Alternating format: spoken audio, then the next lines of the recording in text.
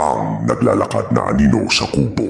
Sa baryo ng San Roque, may bahagi ng gubat na iniiwasan ng lahat. Nandoon ang lumang kubo ng anino. Sa umaga, ordinaryong sirang kubo.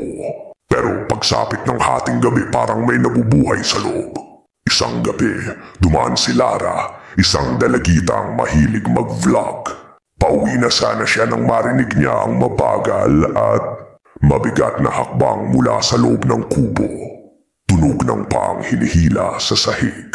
Tinutukan niya ng flashlight ang loob, pero wala siyang nakita. Maliban sa isang aninong biglang umurong. Kinilabutan man, nag-vlog pa rin siya. Habang lumalapit sa pinto, naramdaman niyang may nakatingin sa kanya. Pagpasok ng ilaw, nakita niya ang anino. Hindi flat, hindi nakadikit sa dingding, kundi parang taong gawa sa makapal na usok.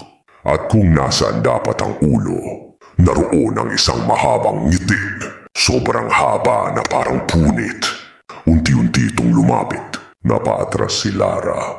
Ngunit nakita niya sa screen ng cellphone ang isang aninong nakatayo sa mismong likod niya. Mas malinaw, mas nakangiti. Agad siyang tumakbo. Habang nagmamadali, pakiramdam niya may humihila sa kanyang paa. Paglingon niya sa kubo, dalawang anino na ang nakatayo sa loob. Kinabukasan, hindi na nakita si Lara. Pero natagpuan ang cellphone niya sa harap ng kubo. Nagre-record pa. Napanood ng isang matandang residente ang huling video.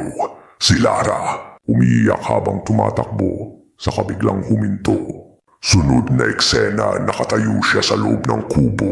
Nakangiti ng hindi pang tao. Sa likod niya ang anino, ngayon mas buo, parang nilalang. Lumapit ito sa kamera at bumulong. May bago na kaming kasama. Pagkatapos ng video, nakarinig ang matanda ng dalawang yabag mula sa kubo.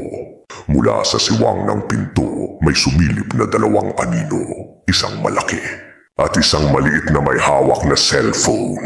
Dahan-dahan na isinara ang pinto. Simula noon, tuwing hating gabi, hindi na iisa ang naglalakad sa kubo. Dalawa na sila, at ang pangalawa, palaging nakatayo sa may pintuan. Parang may hinihintay, parang may hinahanap. Baka ikaw na ang susunod na mag-video.